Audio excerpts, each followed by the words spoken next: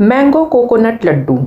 ये स्वादिष्ट आम के स्वाद वाली मिठाई केवल 4 इंग्रेडिएंट से मिलकर बन जाती है। आम, नारियल, मिल्क पाउडर और थोड़ी सी चीनी।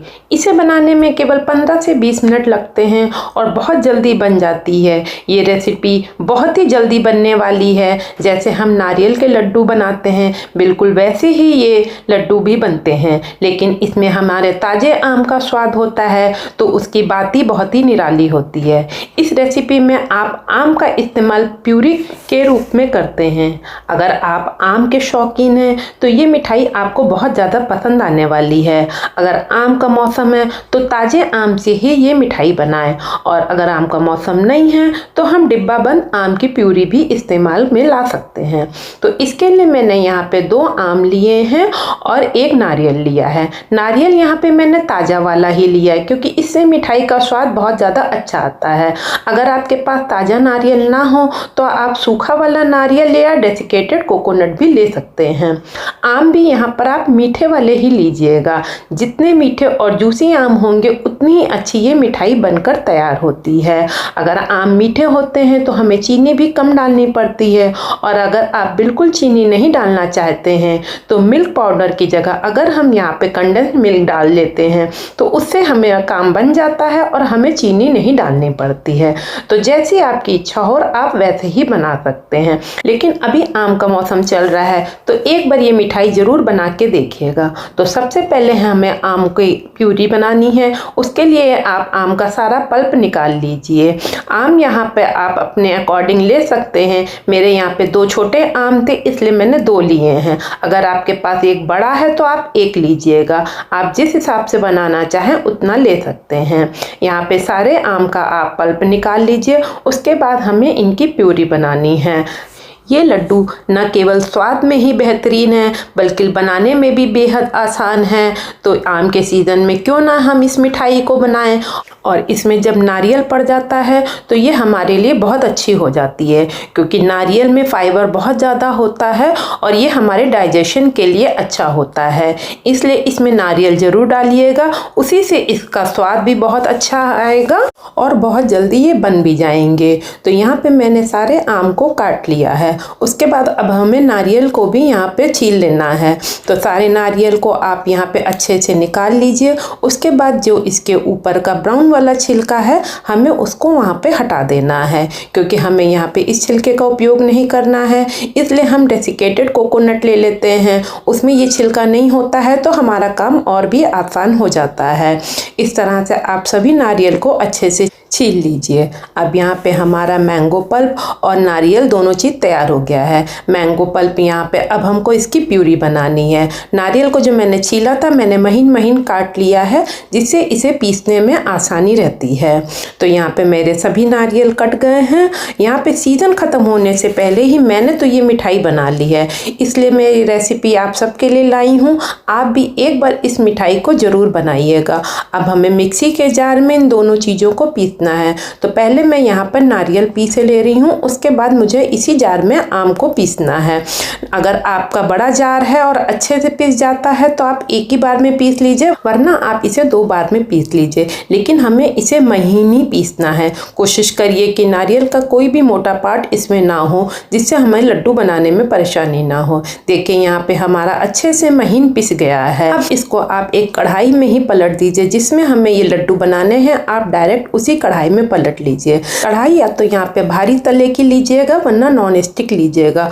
पतले तले की हमें यहाँ पे कढ़ाई नहीं लेनी है। अब इसी मिक्सी के जार में हमें सारे आम के पल्प को भी पीस लेना है और अच्छी सी प्यूरी बनानी है। प्यूरी एकदम फाइन बननी चाहिए, कोई भी मोटे मोटे आम के टुकड़े नहीं होने चाहिए। मैंने यहाँ पे आम को भी 2 बार में ही पीसा है। अब इसमें मैंने 3 से 4 चम्मच चीनी डाली है। वो आपके आम के मीठे होने पे डिपेंड करता है। मेरा आम मीठा है तो मैंने यहाँ पे 3 ही चम्मच चीनी डाली है, वरना आप उस हिसाब से आधा 1 चम्मच चीनी बढ़ा सकते हैं। और अगर आपको आम के संग इलायची का टेस्ट पसंद है तो इसमें 2 इलायची खोल के डाल दीजिए, वरना आप इसको इसको स्किप भी कर सकते हैं। बस मैंगो की प्यूरी बहुत फाइन बनाइएगा। हम आम के सीज़न में आम के तरह तरह के व्यंजन बनाते हैं। इस बार मैंने आम और नारियल के लड्डू बनाए हैं और भी मैंने बहुत सारी मैंगो की डिशेस दी हैं। अगर आपको चाहिए तो हमारे चैनल पे आपको मिल जाएंगी। मैंने कच्चे आम का पापड़, पके आम का पापड़ और आम की बहुत सारी रेसिपीज़ दी हैं। आप एक बार उन सभी को ट्राई करिएगा, बहुत ही ज़्यादा टेस्टी बने हैं। और आप आम का क्या क्या चीज़ बनाती हैं मुझे कमेंट करके भी ज़रूर बताइएगा। यहाँ पे मेरी प्यूरी और पिसा नारियल दोनों ही तैयार है।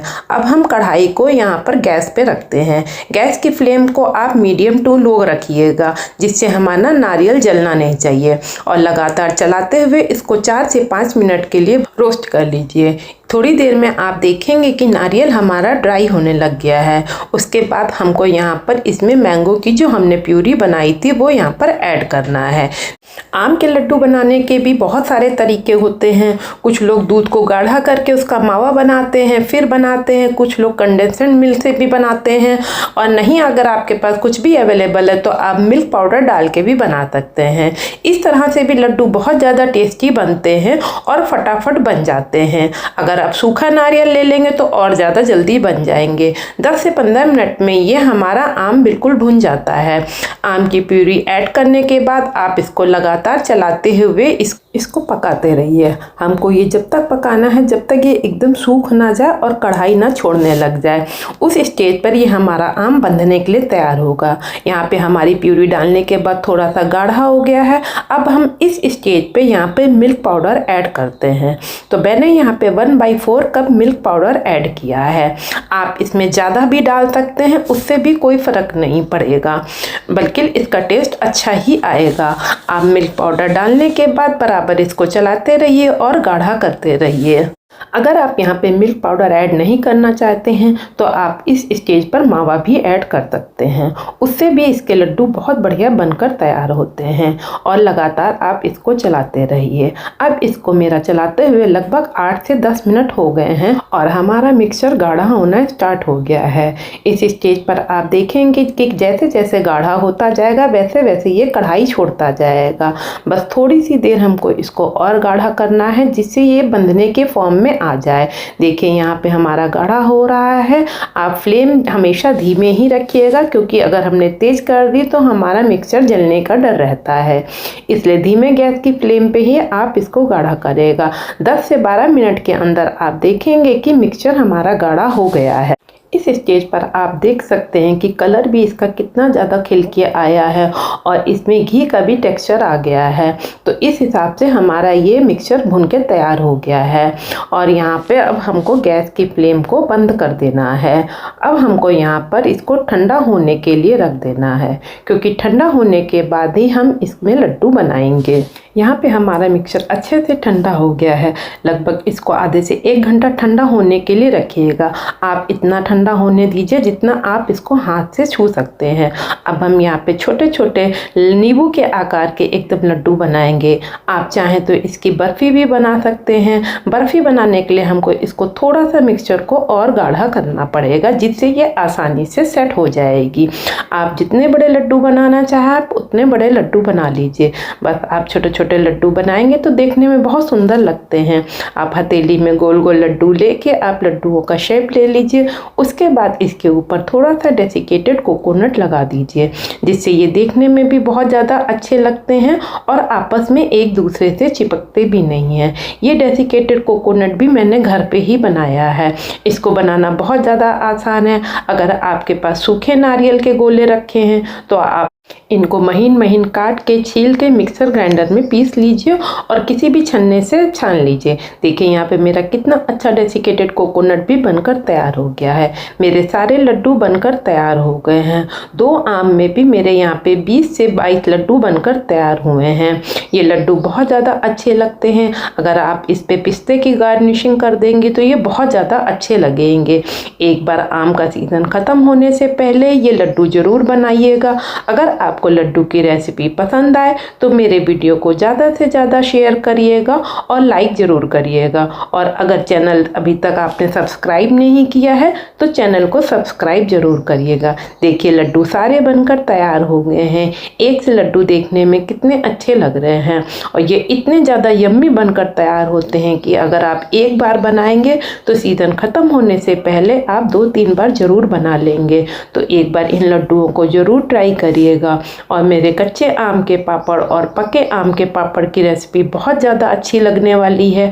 आप अगर वो भी ट्राई करना चाहते हैं तो एक बार ज़रूर ट्राई करिएगा। आपको मेरी ये रेसिपी कैसी लगी है मुझे कमेंट करके ज़रूर बताइएगा। ये लड्डू बिल्कुल बेसन के लड्डू जैसे लग रहे हैं कि जैसे बेसन के लड्डू पे हमने चीनी लगा दी है। एक बार इस लड्डू को ज़रूर ट्राई करिएगा, आपको भी बहुत ज़्यादा पसंद आने वाले हैं। Bye bye.